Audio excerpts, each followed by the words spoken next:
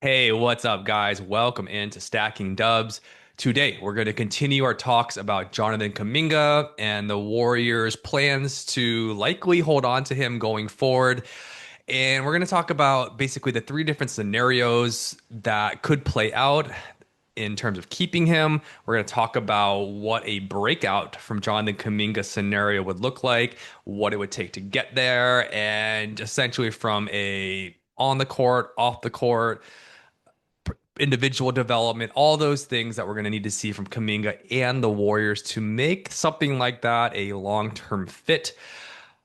Before we get into all that, I'll just summarize my last episode about the Kuminga just re-signing. And I do like Jonathan Kuminga a lot. I think he's a ton of upside, and I think he can be and will be an all-star someday. Obviously, we know it's not the perfect fit for the Warriors.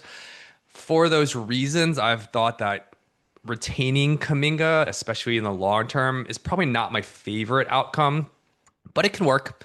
And my reasons are really just being that, again, as much as I like him, it's just he is your biggest trade asset. You already know that it doesn't quite fit, and we haven't really seen it through, but signs in small sample size point to it not being the best fit with Steph, Jimmy, and Draymond. And when he's your biggest asset, it seems like if you want to upgrade your roster and not just run it back with pretty much the same team, which we can debate as a contender or not, I tend to think it's a tier, maybe even a two tiers below true contender status. But we don't really know that at this point. And with a little bit of growth from everybody, including Kuminga, hey, maybe this team is a contender. And so I'm open to exploring that. So by no means am I saying don't resign Kuminga. I'm not saying I hate Kuminga, nor that I don't like Kuminga. It just makes sense to me if I'm putting my GM hat on to explore all different trades. And really, what we're saying when we're saying, hey, the Warriors want to re-sign Jonathan Kuminga, it's looking likely.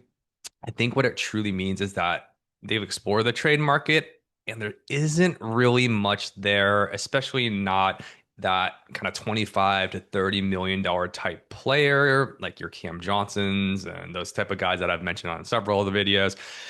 It doesn't seem like the market's quite there at this point. It doesn't mean it won't open up eventually. The season still hasn't ended, but I think if we're reading between the tea leaves, it means they're just not getting the value in the market for Kuminga at this time. So what that means is that the Warriors are betting on a Kuminga breakout. The different scenarios that play out here, if you're going to re-sign Jonathan Kuminga, obviously one, he holds his trade value. So you re-sign him, he grows a little bit. He basically plays the value of his, let's just call it a $25 million contract. And, he improves. He sort of fits with the Warriors. Maybe he doesn't, but he's scoring, close to 18, 20 points a game. And he's doing, he saw some growing pains, but you see the potential like we all do. And there is still a market for him potentially by mid-season, and now you can combine that, call it $25 million full base year compensation, and use that as an asset to go out and get a player that can help you. And that's the plan. If he holds value and you want to still trade him, my initial thought on that is I don't think that the Warriors are going to be chasing a 40, $50 million type player at any point. I've always thought that they're going to be chasing this $25 million player.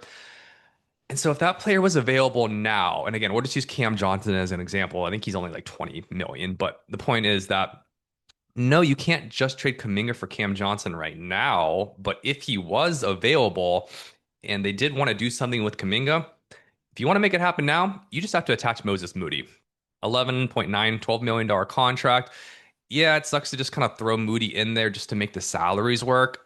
But, you could argue that Moses Moody's $12 million contract is actually nice to get off of. It's really the biggest value in there. And right now is that it is our only middle salary to use for trades.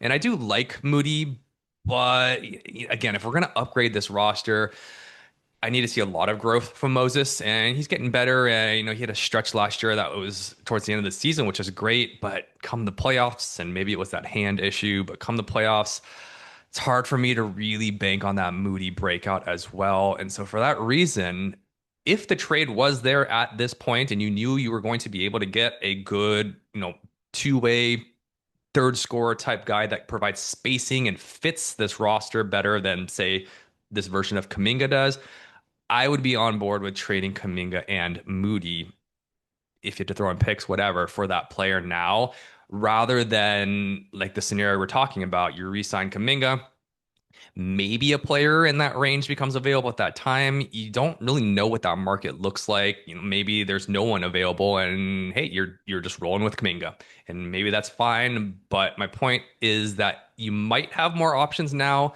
than you do later, and there's just so much out of your control later. Those Again, I'm kind of reiterating my last video, but those are the reasons why I just don't want to pass up on a trade right now, unless what you want to do, and it sounds like the Warriors, what they want to do is they want to bet on Kuminga, and you want to bet on his growth, and you're betting on a breakout. You want to see it through that he could break out. And you know what? I know I didn't show the enthusiasm last video, but I do like Kuminga. I try to preach patience as much as I can for him to break out because I do think he will eventually break out. I don't know if that breakout eventually will fit this Warriors team, more particularly with the Steph Curry window. And to me, all that matters, and I hope you would agree, all that matters to me right now is that the Warriors win another championship with Steph. I'm not considering anything beyond that. Give it another 2, maybe 3, hopefully 4 years with Steph. Maximize everything you can to win now for Steph. And again, that's all number 1 priority, number 2 priority, number 3 priority. Win now with Steph. That's just me. I think most of you guys are in the same situation.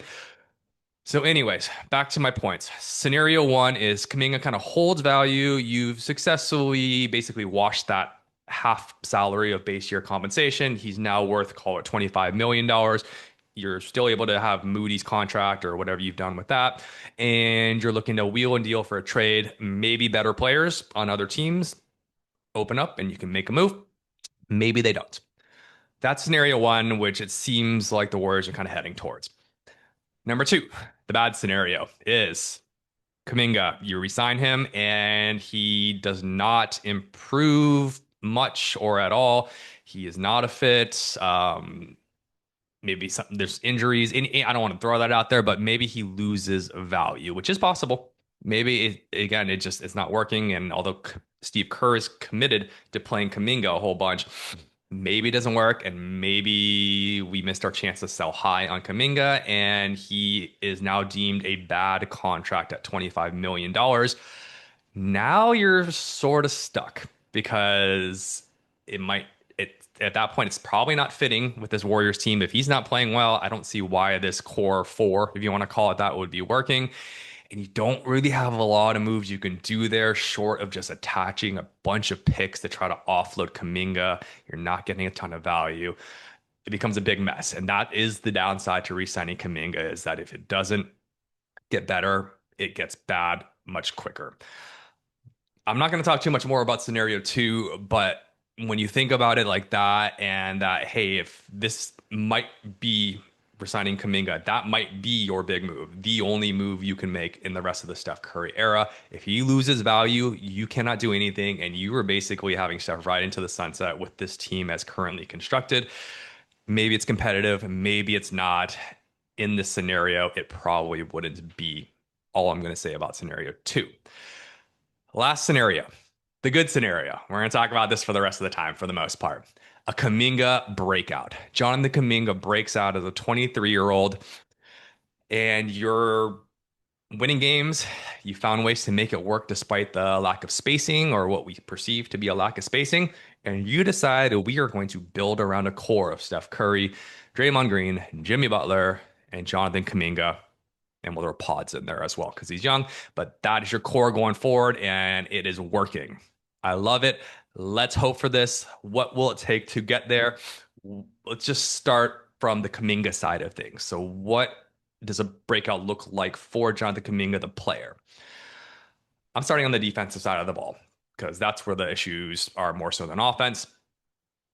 I think Kuminga has to be your point of attack defender. He is your best athlete on the court. With Wiggins gone, and we saw it against Anthony Edwards. Timberwolves. He has the potential to be your best on-ball defender, especially against guards and wings. I'll always take Draymond, against wings and bigs. But Jonathan Kuminga, for all the energy throughout the course of a regular season and just, basically taking on that assignment of working on the defensive end, he needs to emerge as your point of attack defender. No ifs, ands, and buts about it. A breakout for him means he is uh, an above average to a good defensive player at his length, athleticism, and build. No excuses for him not to be, other than he just didn't put enough work into it. Also think that, hey, if you're re-signing Kuminga, you don't have a ton of luxury to make a lot of other moves, especially to fill a lot of the gaps that we're going to talk about soon, the size, the shooting. It probably means you're not bringing in another point of attack defender. You might be re-signing Gary Payton II. We know what that kind of looks like already. Kuminga is going to be your horse in terms of attacking, and he's going to take on that old Wiggins role, and a breakout from him. Number one, I'm pointing to him becoming that point of attack lead defender on the perimeter for us. Secondarily, he also needs to fall in line as a team defender. That team defense, he needs to be on a string. He needs to not fall asleep on the backside. He needs to just know positioning. He needs to, I mean, you have Draymond Green and Jimmy Butler there, and they're barking at everybody where to be. You have two Lions, you have two captains on the defensive side of the ball. Just be a sponge, man. I know you've been doing it and there's been improvements, but there cannot be lapses rotating. You have to, again, at your verticality and athleticism, you have to be able to rotate over and block some shots and give us some rim protection. Lastly, when we do get stopped, you got to rebound. I think everybody in Dubs Nation, led by Steve Kerr, would say, Jonathan Kuminga, your rebounding, especially on the defensive side, is, if not the number one thing, a number two or three thing that you have to get better. And these are just the things. It's the trend with Kuminga. You just have to commit to it. It's a mental thing. It's an effort thing. It's just, you need to work on those little things that are going to make you into that 25+ million player, in addition to you being that 18, 20 point scorer. Which brings me to the offensive side of the ball. So Kuminga breakout also looks like an 18. I said 18 to 20 points. I guess I would like a little bit better. And if we're truly talking breakout, he's probably scoring more points than Jimmy Butler. Jimmy Butler, at least in the regular season, he's going to be averaging about 18, maybe 19 points. He's going to be distributing the ball. He's going to be pacing himself. There'll be games where we've seen, he's scoring low teens in terms of scoring. Kuminga needs to be consistently, at worst, a floor of 15 points. And then there needs to be games where he's in the mid 20s, being our leading scorer efficiently, might I add, is the most important thing. Can't be on a huge volume. He needs to be an efficient scorer. That entails getting to the hoop. That entails getting fouled and knocking down some free throws. Anything that you need to do to be, call it, close to 50% from the field score, averaging, I'd say, at least 19 points at a minimum. In terms of not just numbers, but just what I want to see, it's, you need to find ways for him to get into that dunker spot, right? You need to provide spacing in other ways than just shooting.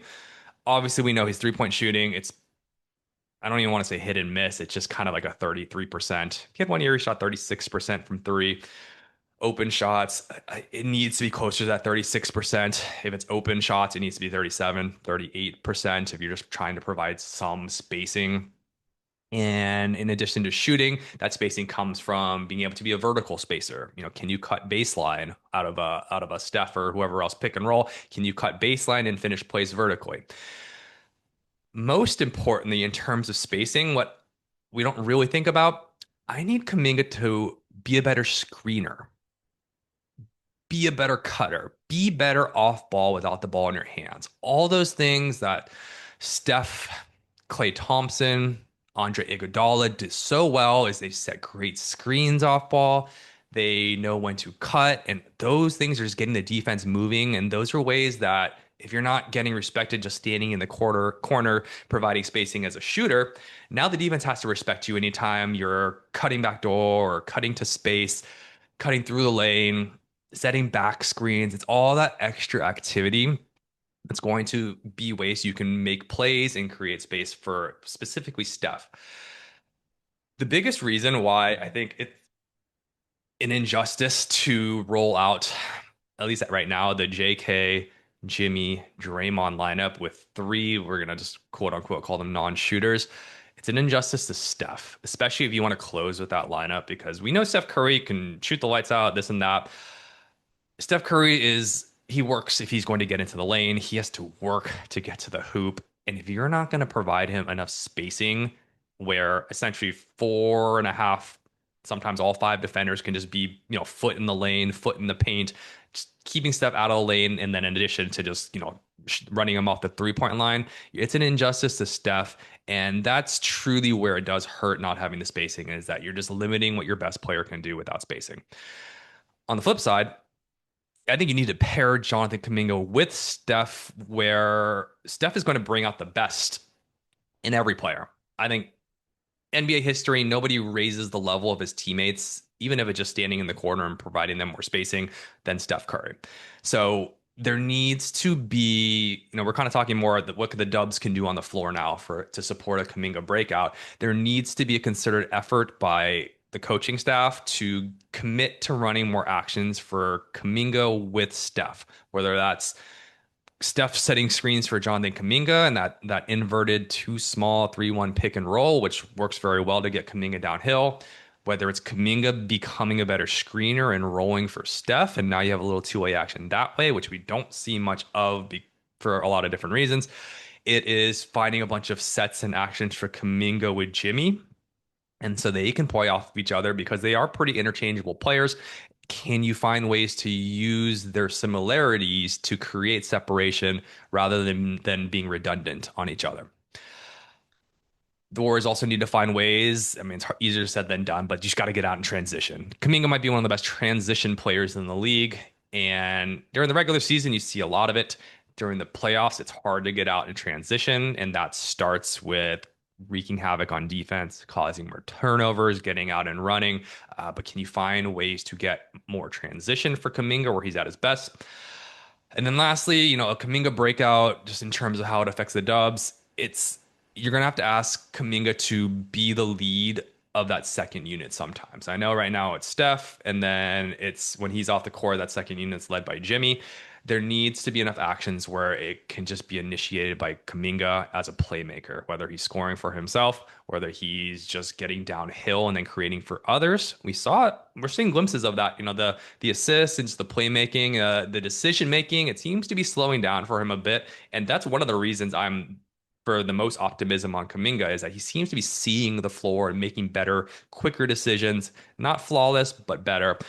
Can he basically be the best player on our second unit at times and in coordination with Jimmy, where they're kind of alternating, my lead, your lead, occasionally with Steph's in there too. Can Kuminga basically go alpha for a shift a game, right? A 4-minute shift. Hey, 6-minute shift. You're the guy. You're the leading scorer on the court. You're playing the best out of everybody. Those are the things that we're going to need from a Kuminga breakout for this Warriors team to truly be contenders.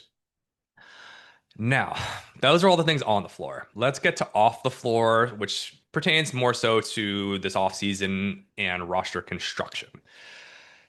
So, Kuminga aside, well, I guess re-signing Kuminga, again, you don't have a lot of other assets to do much with, right? So you're only talking, you have about Moody at 12 million.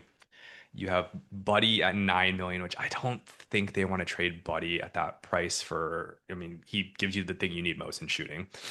And you have your mid-level exception at 5.7 million or so. The needs for the roster, it's pretty obvious. Two big things. It's you need to get bigger, you need some size, you need that center. And then secondly, you need more shooting. If you have Kuminga, if you didn't have Kuminga, the third thing would be you need kind of that sixth man scoring type guard wing, just, like a Colin Sexton type player, a Kobe White type player. If you're keeping Kuminga, I don't think you need that anymore, especially if he's going to become a good point of attack defender on defense. Now you're okay at guard. It's a little thin, but you're banking on Pajemski being good. If you have that, all you need is a big and a shooter.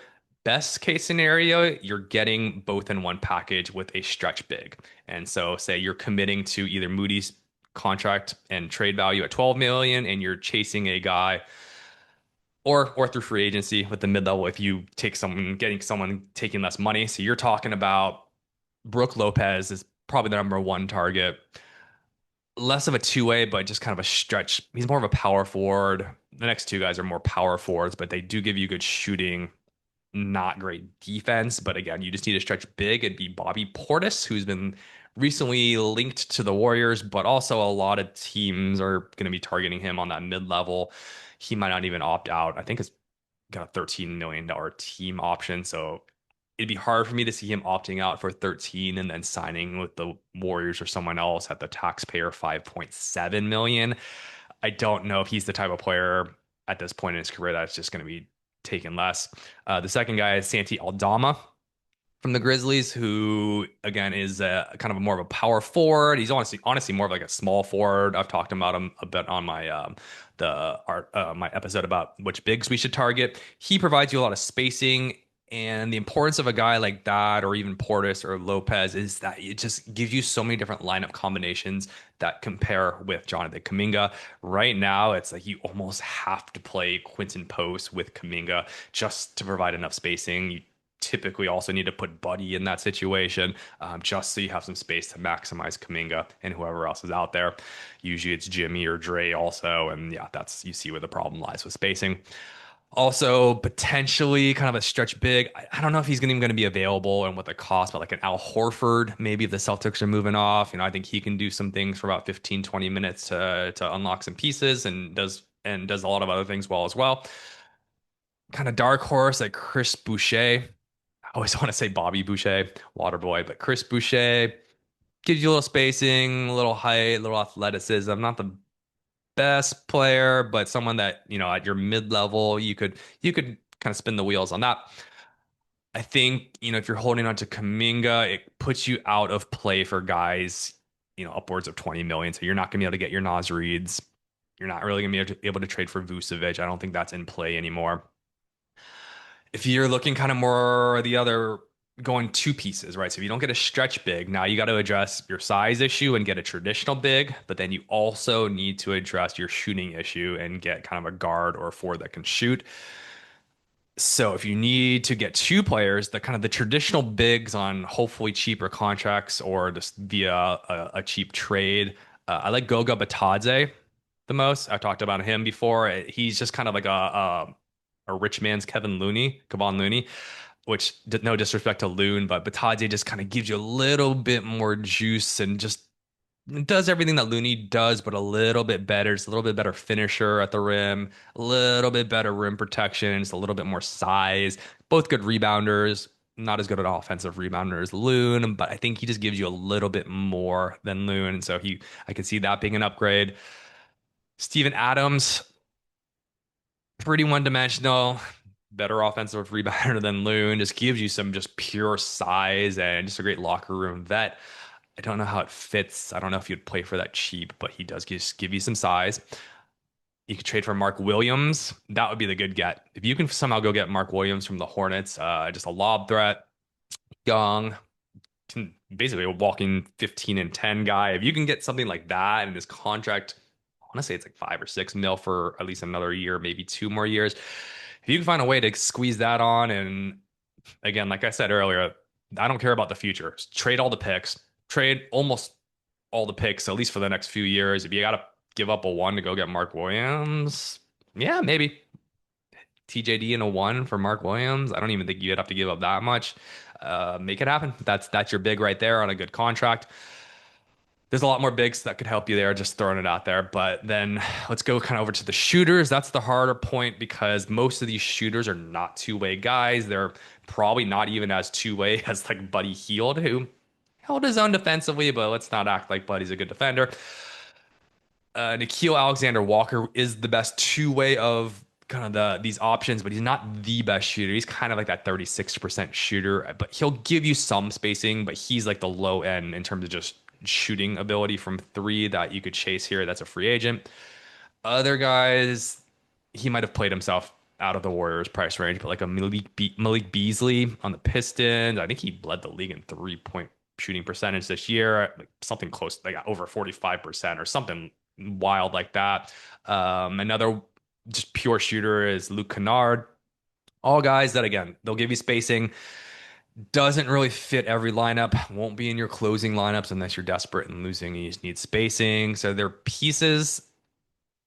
My point, and I guess my overall thought is if you're getting that traditional big plus some kind of one-way shooter here, you're kind of asking Steve Kerr to play the same game with just mixing, matching lineups, spending half the season looking for lineup combinations. You're just not linking in that closing five. You're not linking in just your rotations, and there's just going to be a hole or two with every lineup on one side of the ball or the other. I don't know if I want to keep doing that for another year. It's been several years of doing that. I have always said this is we need some more two-way players and just, have 7 or 8 guys that play the majority of your minutes. Look at what Indiana's doing. Look at what the Thunder are doing. You just have your 7 or 8 guys, and no one really hurts you on one side of the ball or the other, and you're just riding with them. And look at where it's gotten them. So that's kind of what being a breakout looks like to me in terms of what he needs to do, what the Warriors need to do on the floor, and then what the Warriors need to do just in terms of roster construction in the offseason. Obviously, there's so many more players and so much more that can change, but that's just kind of my thoughts on what re-signing Kuminga looks like. So, all that being said, I want the Warriors to work backwards, right? You need to exhaust all talks and negotiations for the dozens, if not, 50s to hundreds of different players that could help you. You need to explore what's available and what the best possible offer or price would be for all of them. Find some guys you like, work backwards from there to say, hey, we know we can go get Mark Williams. We know we can go get Beasley and Nickeil Alexander Walker. So we know we'll have the pieces. Let's resign John the Kuminga. Or you say, oh man, we can go get someone like a Cam Johnson, someone in that mid-tier range. We can go get like a Derek White, someone that helps you as a two-way player that you know is going to close for you. Maybe someone like a Jaren Jackson Jr. or like a big stretch five. You just exhaust all options to see what's available. If that market's dried up, or what pieces you can get and it fits with Kuminga, then you go ahead, you resign him. My whole point from this video and last one was don't just assume you're resigning Kuminga right now just to resign him. Explore all options. And then if you need to resign him, now you see what the 3 scenarios can be. And you're praying for a Kuminga breakout. And we're rolling forward with him. And he's spending his whole career with the Warriors, including another championship in the Steph era, which is the most important thing. So be aggressive. If there's no two-way third scorer that fits your roster via trade, then take a look at re-signing Kuminga and kind of kick that can down the road and hope for a breakout. But at that point, remember, mid-season, if you're looking to trade him and he's kind of held value, you are gambling on how Kuminga plays, and you're gambling on the mid-season trade market and what's available then. And I don't like things that are out of your control. So do what you can now, control what's in your control. Okay, until next time, I've been Chris Chin. Give me a like, give me a subscribe. I love you guys very much. Until next time, peace, love, and stacking dubs.